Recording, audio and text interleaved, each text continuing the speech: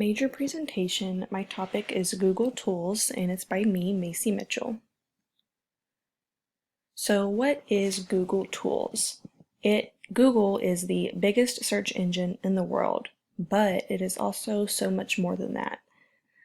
There is an endless amount of tools created by Google, including search tools like Google Search, images, news, and things like that, advertising services like Google Ads, communication and publishing tools like G Suite and Google Bookmarks, developmental tools including the Google App Engine and Google Developers, security tools like Google Safe Browsing, map-related tools including Google Maps, My Maps, Google Mars, and Google Moon, statistical tools like Google Analytics and surveys, operating systems like Android, desktop applications including Google Chrome and Google Earth, mobile applications like Google Calendar, Drive, and Gmail, hardware and services, and photos including Google Clips.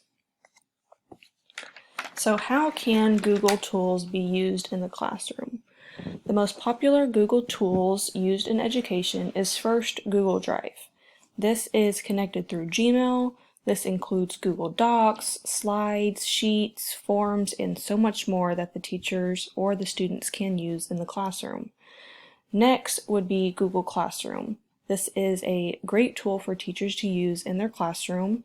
It's perfect for enhancing student learning, using technology. It's an easy way for teachers to organize the classwork, grade tests, send out reminders for the students. It's great for the students to learn, to complete work on the computer so they are prepared for state tests, which they take on computers. And the last three I want to mention are Google Tour Creator, Google Keep, and Google Auto Draw. I had actually never heard of these until I looked up more information about Google Tools. The Tour Creator allows teachers to create virtual field trips to almost any location in the world, which the students can tour and read interesting historical facts about the place. Google Keep allows students to keep notes, reminders, or any information that they want to keep in there. And Google Auto Draw allows students to create more realistic drawings on the computer. It allows their drawings to come to life. So a student can draw something and the computer will kind of guess what their drawing is, and it lets the students choose the image that they had in their head. All of these and more can be beneficial in the classroom for teachers, but especially for students and their learning. So some of the main benefits of using Google Tools is, first and foremost, all of these tools will improve efficiency in multiple ways. It can improve constant communication between administrators and teachers and parents, and even teachers and students. It improves efficiency with storing data and materials. All the classwork or all the class materials are in one place and can be accessed on any computer or mobile device. You can also develop collaborative groups in Google Docs or slides, so students can collectively work on projects together on their own computers or device.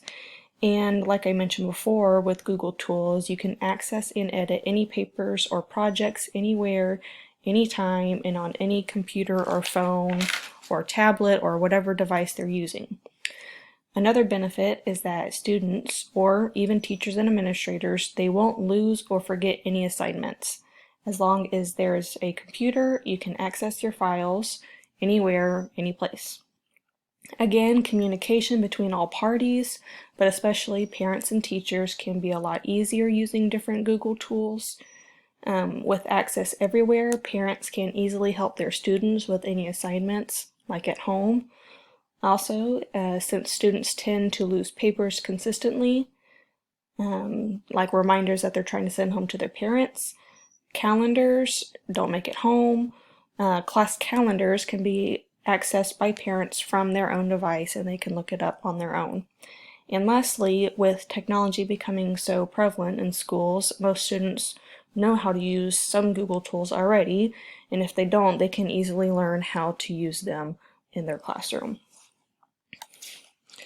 So, keeping everyone informed, the best Google tools to use for everyone to be informed is Google Mail or Gmail and Google Calendars. So Gmail is just a normal emailing system where you can send mass group messages. This can be for administrators, teachers, students, or even parents if that's what your school decides to use.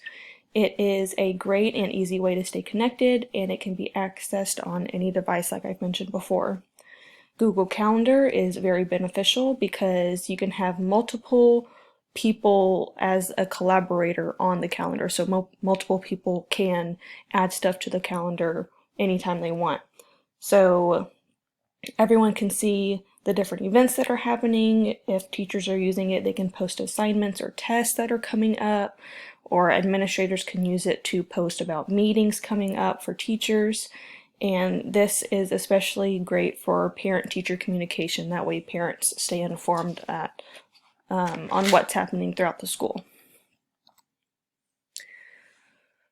So with students using computers and phones and all mobile devices, we have to be aware of things that could happen online, the dangers, and internet safety. So anytime students are on a computer or a mobile device, there are things we have to be aware of as administrators or teachers, and especially parents. One of the most common internet problems children have is cyberbullying. Cyberbullying can be happening without us even knowing it's happening. So we have to stay aware and be listening to what students say when they get on the computers. We have to be careful of students making unintentional mistakes, like mistyping something and going to an inappropriate website. This can be an easy accident for any child. Most of the time it is an accident. Also, we especially have to be aware of sexual predators online. It's sad that I even have to say it, but it's true and it's real. We need to make sure our students come to us when someone they don't know contacts them, or even if they do know the person. If the messages seem weird or inappropriate, they have to let us know right when it happens, and we have to make sure they're comfortable to come and tell us when something like that happens. For internet safety, schools should always have some kind of online protection tools. This includes security on all computers, laptops, iPads, or any other device in the school. This also includes security which filters and blocks inappropriate content, whether students are purposefully going to that website or it was a mistype. It needs to be blocked so they can't see the content. And that includes filtering YouTube or making all videos go through a teacher or administrator before it's released for the students to watch. Lastly, I wanted to mention the Children's Internet Protection Act, which requires schools to implement internet safety policies that includes monitoring minors, watch for unauthorized access or hacking, the safety and security of minors in chat rooms, and unauthorized disclosures and restrictions. I thought that was just important for schools to be aware of, teachers and administrators to be aware of, that is something to think about. So I wanted to go through how to set up a Google Classroom just so teachers or administrators can know what it looks like and how easy it actually is. So the image up in the right hand corner is what Google Classroom, the symbol, looks like. When you click on it, this is what comes up. You will hit the little plus button to create a class. You'll click Create Class. This will usually pop up right after, so most schools will use a G Suite for Education. If you're not using it for your classroom, you can just click Continue with it. And this is what you would do to create a class. I just filled in my name, what section, I just added first period, whatever subject you're teaching, and whatever room you might be in. You'll hit Create, and this is what will first pop up. So they have a class code, and this is what your students will type in to be able to join that Google Classroom that you've created. This is what your main screen will look like. You can share something with your class, you can communicate, you can the students can see upcoming assignments or tests that might be on there. If you click the classwork tab, this is where you can create assignments, tests, quizzes. You can add stuff from your Google Calendar. You can add stuff from your Drive to add to for the students to complete or look at. If you click on the People tab, you can see like I'm the teacher. If you see the little people symbol with the plus, if you have assistant teachers or multiple teachers that you want to also be included in it, you can add them there, and you can also add your students this way. If you go back to the classroom or classwork tab, if you click the create button, these are all your options. So I am just going to click assignment to show y'all what that looks like. So this is what pops up first. You can either post the assignment now, or you can choose to share it later. Say you want to get ahead of your work, you can choose to set it up to come onto their Google Classroom later in the week. So I just filled in the title. If you're starting in Chapter 1 questions, you can give instructions on how to complete or what you're expecting the students to do. And you can add any worksheets or anything that you want the students to complete. You want to click down on the share setting. If you just want the students to view the file, they can just view it. But if you want the students to edit it, you can click the students can edit the file that you add to it. Next, on the left-hand side, that's when you pick the due date, time, how many points it's going to be worth. The students normally can see how many points it's worth unless you change it to where they can't see that. Lastly, if you want to schedule something, you can set a specific date that it shows up on their Google Classroom and then set a time that it will be due. So you can have it open for a week, you can have it open for just their class period, whatever you decide to do.